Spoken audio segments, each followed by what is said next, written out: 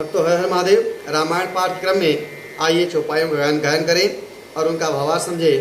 पिछले भाग में हमने देखा और सुना कि प्रभु श्री रामचंद्र जी धनुष की शाला में आ गए हैं और माता जानकी भी धनुष की शाला में पधार गई हैं। आगे हम उन चौपाइयों का गायन करें और भावार्थ समझें।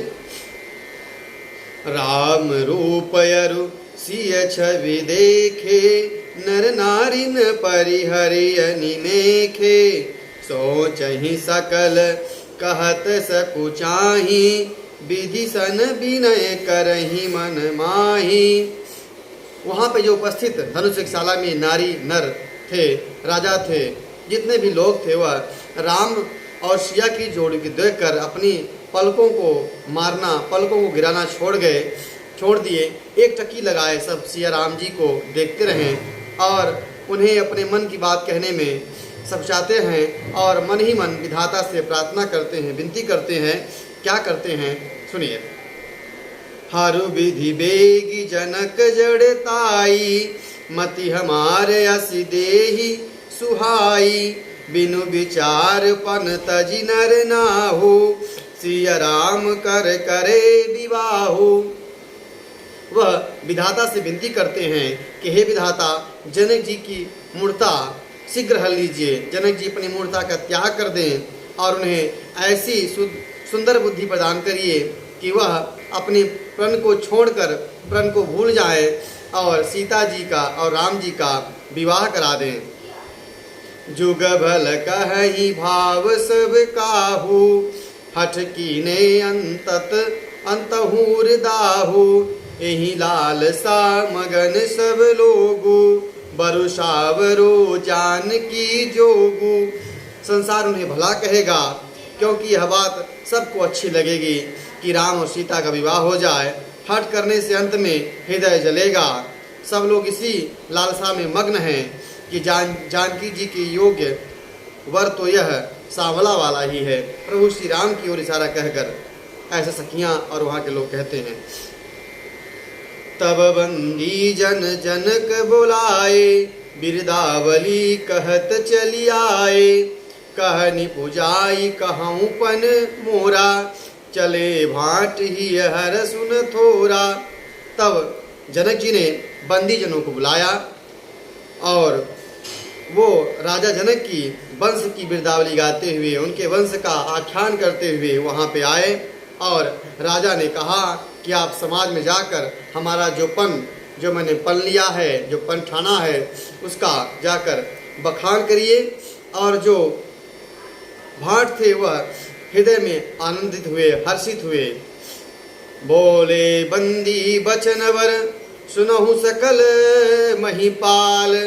पन विदेह कर कहीं हम, भुजा उठाई विशाल। भाटों ने श्रेष्ठ वचन से कहा कि हे पृथ्वी का पालन करने वाले राजागण, सुनिए, हम अपनी भुजा उठाकर राजा जनक के विशाल प्रण को कहते हैं। आप लोग ध्यानपूर्वक राजा जनक के प्रण को सुने। निपभुज बल बिनु शिव धनु राहु, गरुआ कठोर विदिति सब काहू। रावण बानु महाभट भारे, देखी सरासन गवहि सिधारे। राजाओं की भुजाओं का जो बल है वह चंद्रमा है, लेकिन ये भगवान शिव का जो धनुष है वह राहु के समान है। वह भारी है, कठोर है, सबको विदित है। बड़े बड़े योद्धा, बड़े बड़े राजा इसको छू नहीं सके। रावण बाणासुर भी आए पर इसमें अपनी वीरता नहीं दिखा सके। सोई पुरारी को दंडु कठोरा, राज समाज आज तोई जोई तोरा। त्रिभुवन जय समेत भय देहि, बिनहि विचार बरई हठते ही। यह भगवान शिव के कठोर धनुष को जो आज राज समाज में तोड़ेगा, इस पर चाप चढ़ाएगा, वह उसकी ख्याति पूरे संसार में प्राप्त होगी, पूरे संसार में उसकी ख्याति होगी। और वैदेही जानकी जी बिना विचार किए उसके गले में वरमाला पहना देंगी जो इस धनुष को तोड़ेगा। पुनिपन सोनिपन सकल भूपय अभिलाखे, भटमानी अतिशय मन माखे। परिकरि बांधी उठे अकुलाई, चले इष्ट देवन सिर नाई। राजा का प्रण सुनकर जो वहाँ बैठे थे राजागण वह ललचा उठे। जो वीरता के मानी थे वह बहुत तमतमाए और कमर कस कर फुला कर उठे और अपने इष्ट देवों को सिर नवाकर धनुष तोड़ने के लिए आगे बढ़े। तमकी ताकि तक शिव धनु धरही, उठई न कोटि भांति बलु करही। जिनके कछु विचार मन माही, चाप समीप महीप न जाही। वे तमक कर बड़े ताव से शिव धनुष की ओर उठते और बहुत प्रकार से वह बल आजमाते, करोड़ भांति से जोर लगाते, लेकिन धनुष उठने के बाद क्या तिल भर हिलता नहीं। कुछ राजा जो विचारवान राजा थे वह धनुष के पास नहीं जाते थे। तमकी धरहि धनु मूढ़ निप, उठई न चलई लजाई। मनहु पाई भट बाहुबल, अधिक अधिकु सब गरुआई। वे मूर्ख राजा तमक तमक कर किटकिटा कर धनुष को पकड़ते, परंतु जब नहीं उठा पाते तो वह लजा कर चले जाते। मानो वीरों की भुजाओं का बल पाकर वह धनुष अधिक अधिक भारी होता जा रहा है। जब एक राजाओं से धनुष नहीं तोड़ा तो कई राजा समूह बनाकर धनुष को तोड़ने के लिए आगे बढ़ने लगे। बाबा ने लिखा है कि एक साथ 10,000 राजा धनुष को तोड़ने के लिए उठे। भूप सहस 10 एक ही बारा, लगे उठावन टरई न टारा। डगई न शंभु शरासन कैसे, कामी बचन सती मनु जैसे। एक बार 10,000 राजा एक साथ धनुष तोड़ने के लिए उठे, लेकिन धनुष तोड़ने की बात क्या, धनुष अपने जगह से हिल भी नहीं रहा है। इस तरह से धनुष नहीं हिल रहा है। बाबा गोस्वामी तुलसीदास जी उपमा देते हैं, जैसे कोई महात्मा, कोई तपस्वी किसी कामी पुरुष की बातों से पर हिलता नहीं है, डिगता नहीं है, उसका जो साहता खंडित नहीं होती है, उसी प्रकार भगवान शिव का जो धनुष है वह अपने स्थान से हिल नहीं रहा है।